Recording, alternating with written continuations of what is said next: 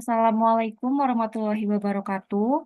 Yang terhormat dosen pengampu mata kuliah Analitika Big Data, Bapak Dr. Wahyu Manuhara Putra, SE, MSI, AK, CE. Yang berbahagia teman-teman semuanya, perkenalkan nama saya Trima Zionel Habibah dengan NIM 202304200084, kelas A, mahasiswa akuntansi Universitas Muhammadiyah Yogyakarta. Pada kesempatan kali ini, saya akan membagikan cara penggunaan machine learning rapid manner dalam memprediksi suatu fraud, terjadinya fraud atau tidak terjadinya fraud yang tabulasi datanya sudah dibentuk. Saya kasih contoh data yang akan kita analisa adalah seperti ini.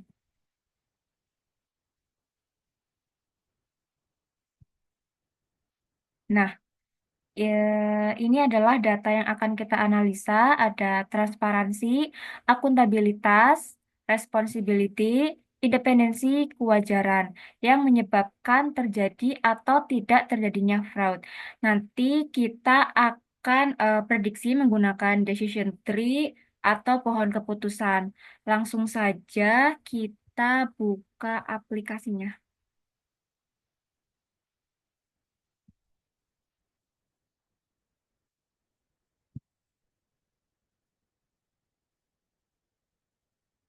Nah, ini untuk tampilan awal aplikasinya.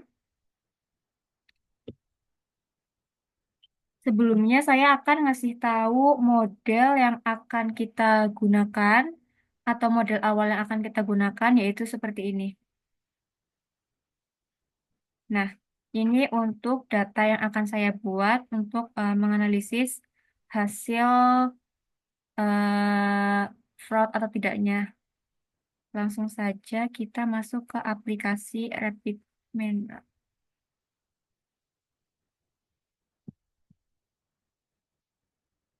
Nah, ini untuk tampilan awalnya.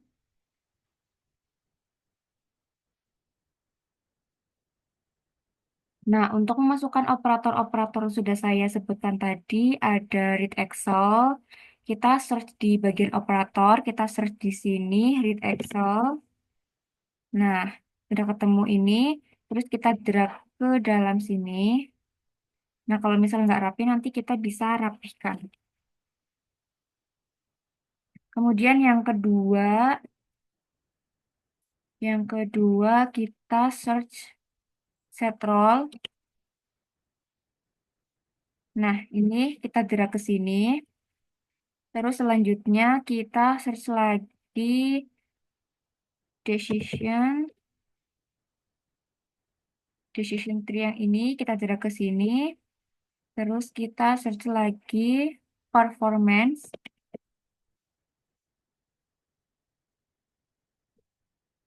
Nah, untuk yang performance kita nanti pilih yang performance classification yang paling atas. Nah, kita drag lagi ke sini. Terus kita search lagi split data. Nah, split data yang gambarnya corong seperti ini kita drag ke dalam sini ke bawah. Terus yang terakhir kita drag apply model. Nah, yang apply model kita drag ke sini. Bisa kita rapikan dulu, bisa diperkecil. Nah, seperti ini tampilannya.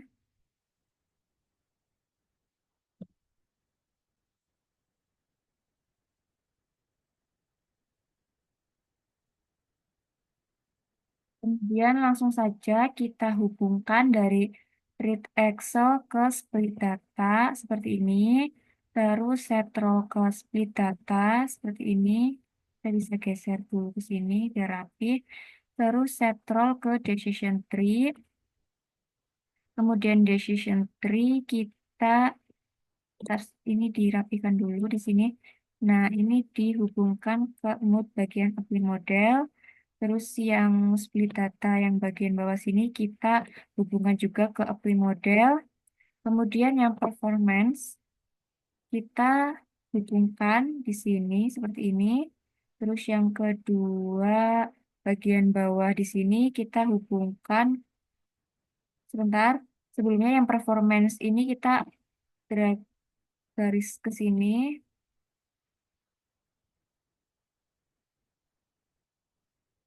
Satu lagi, terus yang bagian apply model yang di bawah kita garis panahnya menuju ke sini juga. Nah, sudah seperti ini.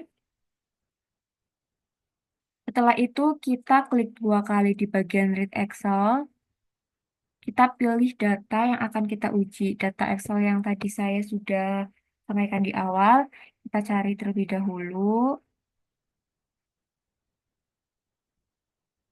Nah, untuk datanya ini 11B data UK2 ABD kelas A. Kita klik, terus kita pilih next. Kemudian kita blok dari transparansi sampai ke fraud sini sampai ke bawah sampai terakhir.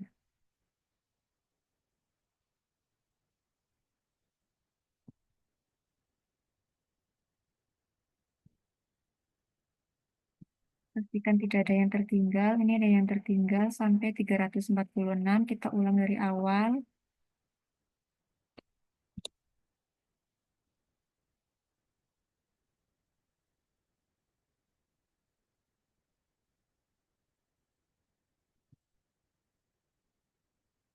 Nah, sudah sampai akhir. Terus kita klik next. Nah, ini untuk hasil data yang sudah saya masukkan tadi. Untuk yang kolom di sini, kita rename menjadi transparansi.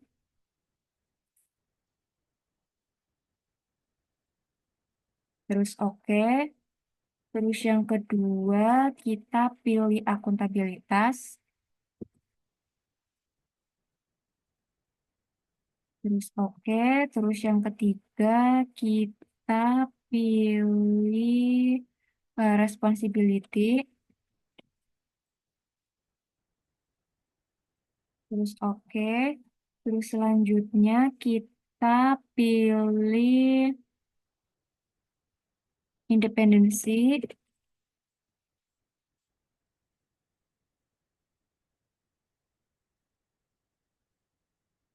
Oke. Terus yang kelima, kita ubah menjadi kewajaran. Oke, terus yang terakhir kita ubah menjadi fraud. Terus klik OK.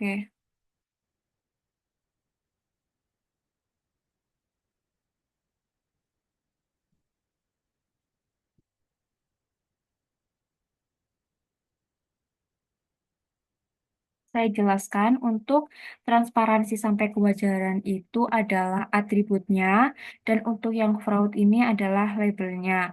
Karena itu yang akan kita uji untuk mengubahnya, pilih segitiga yang di sini. Kita pilih change role, lalu kita klik pilih yang label. Nah, terus kita klik OK. Nah, ini yang bagian fraud yang udah kita ganti ke label ini warnanya sudah hijau. Berarti tidak ada masalah atau no problem. Kemudian kita bisa proses lebih lanjut. Kita klik finish di sini. Klik finish.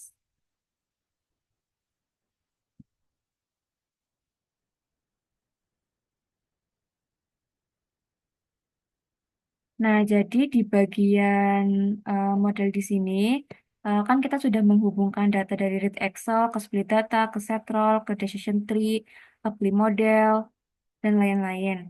Nah, jadi split data ini untuk membagi antara data training dan data testing. Dan data training ini harus lebih besar dibanding data testing. Nah, untuk itu kita klik dua kali. Nah, terus kita klik add entry. Yang pertama kita klik ketik 0,7, terus add entry lagi 0,3. Terus kita klik OK. Nah, tadi kan di sini ada peringatan yang warna kuning. Setelah kita ubah menjadi 0,7 sama 0,3, nanti yang kuningnya itu tanda peringatan itu akan hilang. Selanjutnya, saya akan menjelaskan di bagian decision tree.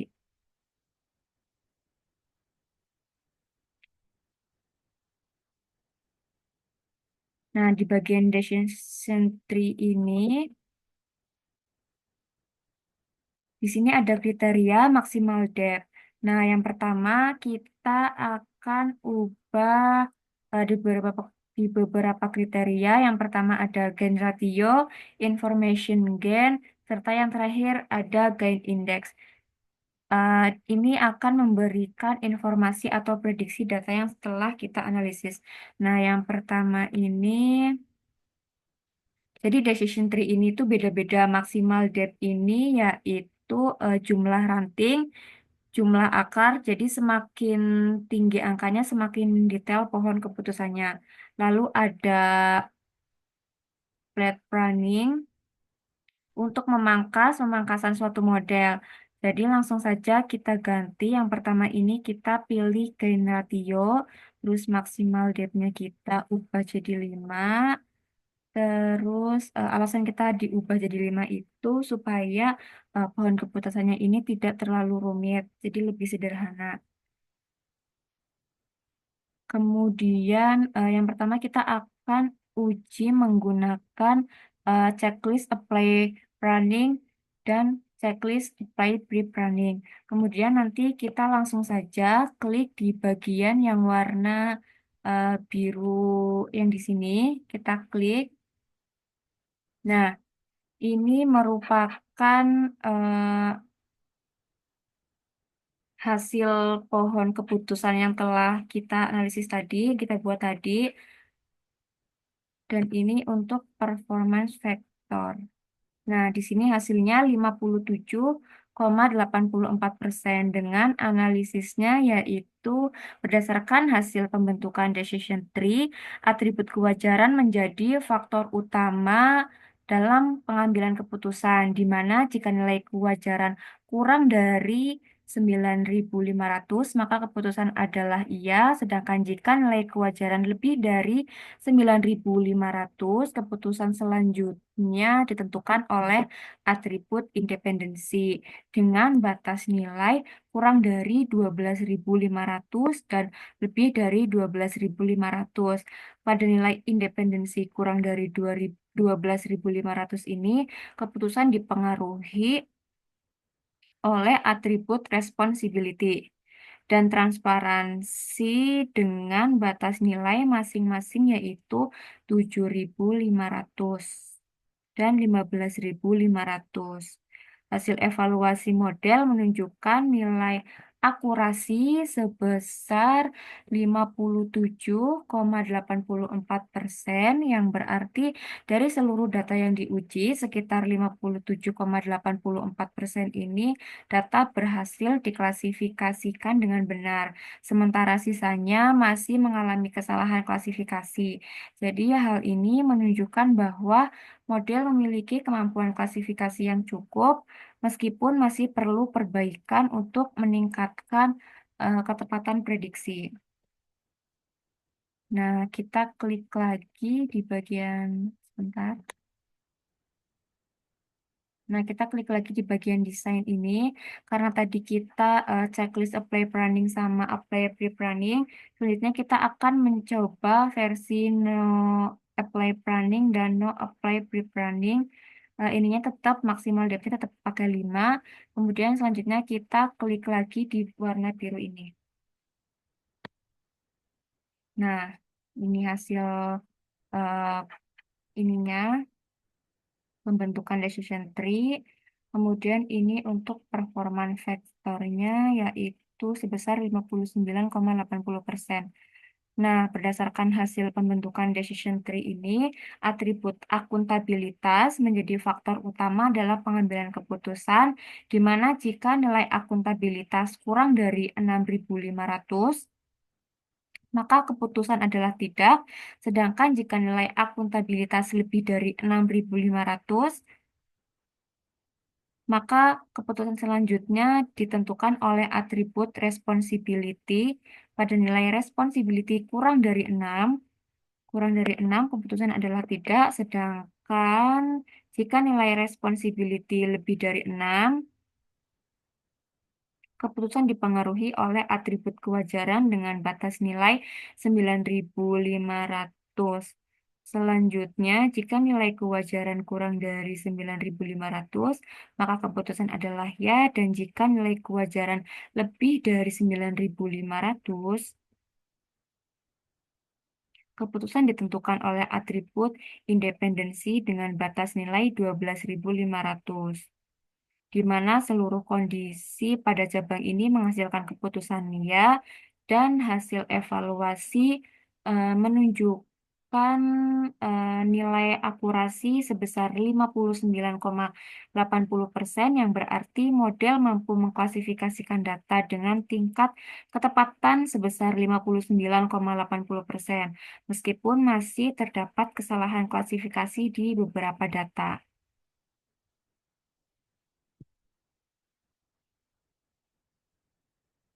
Nah, kemudian kita klik lagi di bagian desain. Terus yang kedua, kita kriterianya pilih information gain. Terus ininya checklist apply planning dan checklist apply pre-planning. Terus kita klik lagi di warna biru di sini. Nah, ini untuk pohon keputusannya, ini untuk performance vektornya. Jadi dapat disimpulkan bahwa berdasarkan hasil pembentukan decision tree, atribut akuntabilitas menjadi faktor utama dalam pengambilan keputusan dengan batas nilai kurang dari 11.500 dan lebih dari 11.500. Pada nilai akuntabilitas kurang dari 11.500, keputusan ditentukan oleh atribut kewajaran, di mana jika nilai kewajaran kurang dari 12.500, maka keputusan adalah iya.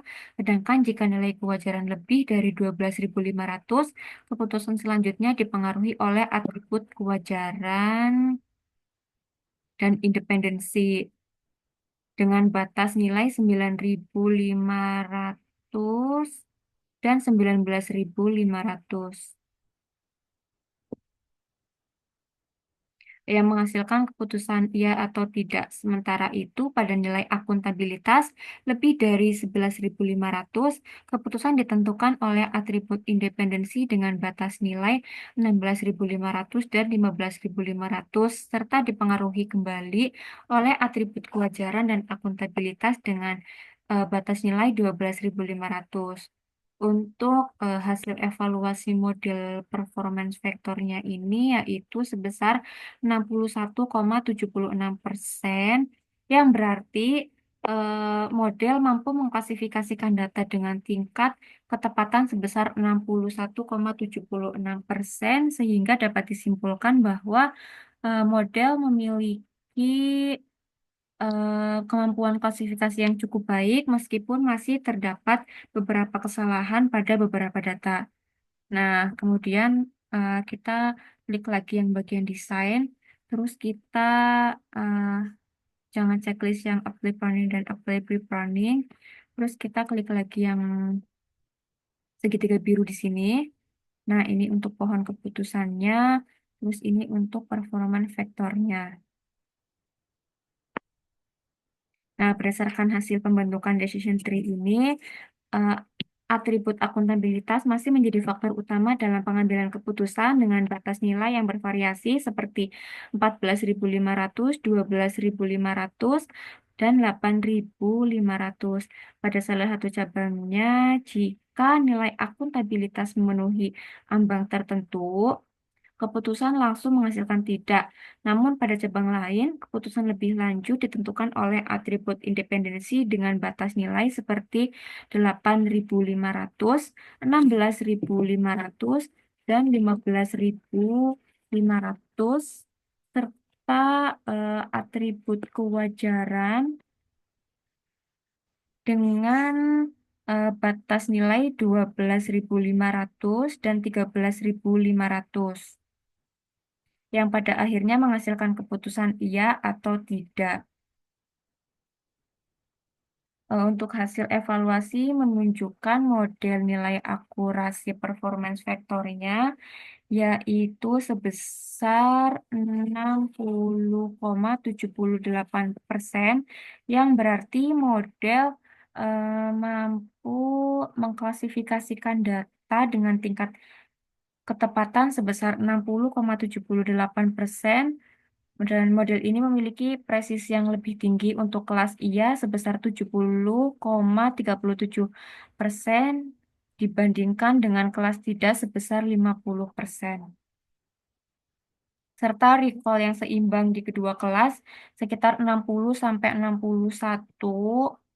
Dengan demikian dapat disimpulkan bahwa model ini memiliki kemampuan klasifikasi yang cukup baik meskipun masih terdapat kesalahan prediksi pada beberapa data, terutama dalam membedakan kelas tidak.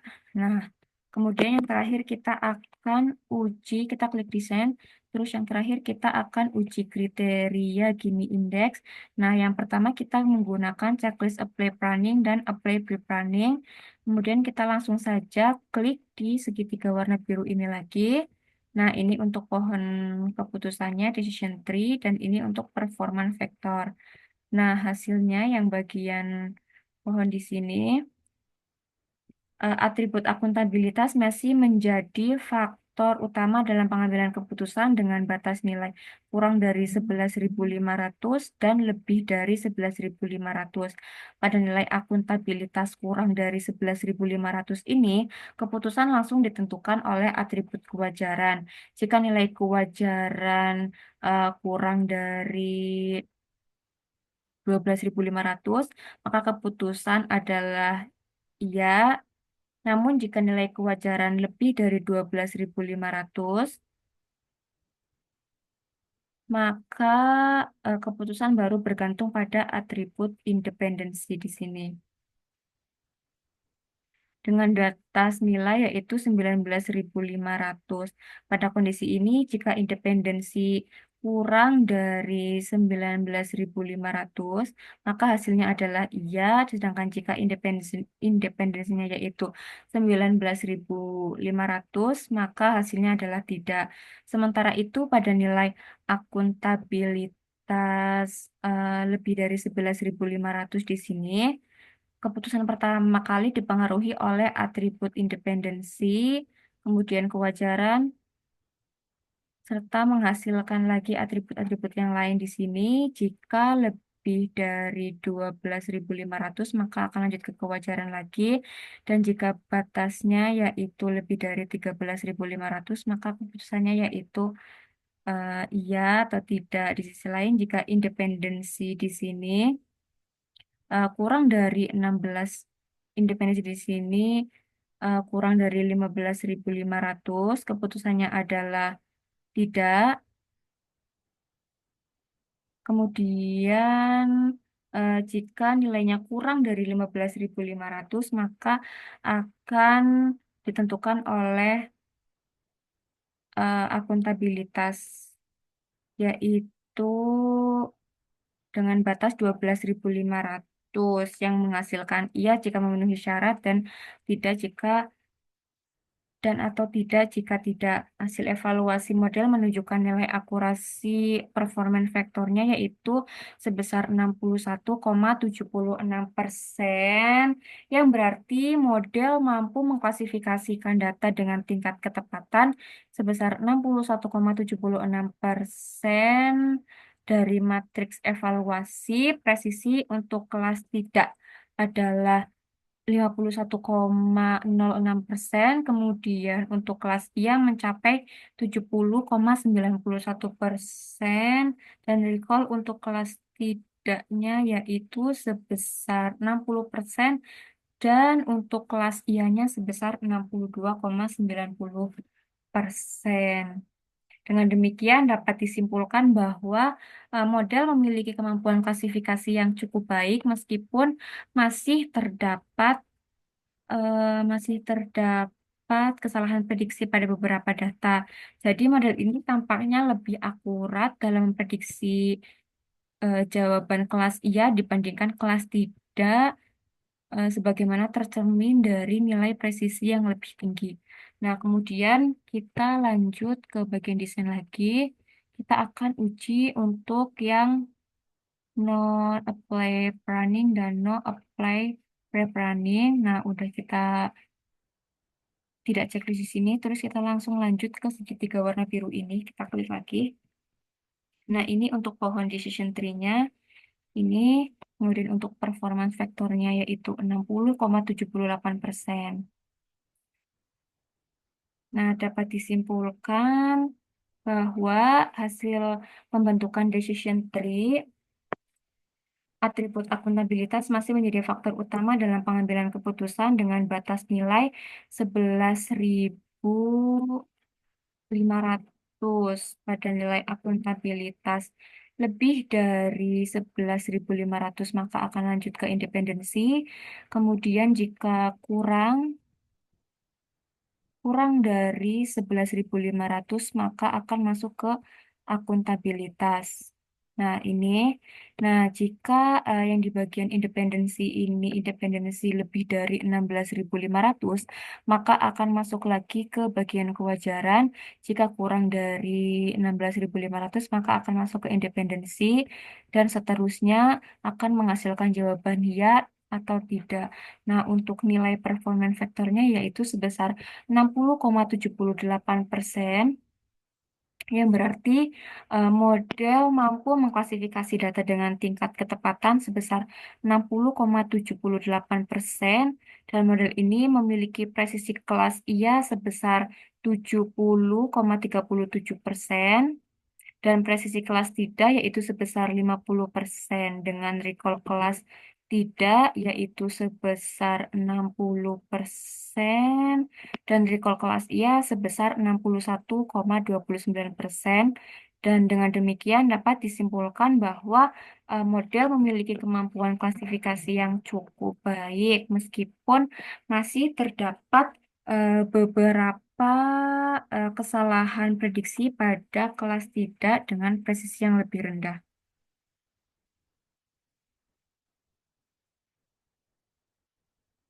Mungkin demikian yang dapat saya sampaikan. Kurang lebihnya mohon maaf. Semoga dapat bermanfaat kepada teman-teman semua dan untuk memenuhi nilai mata kuliah analitika big data UK kedua ini. Saya ucapkan terima kasih banyak atas pelajaran yang sangat berharga yang telah mengajarkan berbagai macam analisa. Kemudian tidak lupa juga saya ucapkan terima kasih kepada dosen saya yaitu Bapak Wahyu karena telah mengajarkan banyak sekali pengetahuan baru yang belum saya ketahui sebelumnya, telah mempelajari berbagai macam analisa, menggunakan big data, menggunakan machine learning seperti sekarang ini, rapid manner, lalu menggunakan model Excel, regresi, dan itu adalah pelajaran yang sangat berharga buat saya. Saya ucapkan terima kasih. Mungkin cukup sekian. Maaf bila ada kesalahan kata-kata. Saya cukupkan. Wassalamualaikum warahmatullahi wabarakatuh.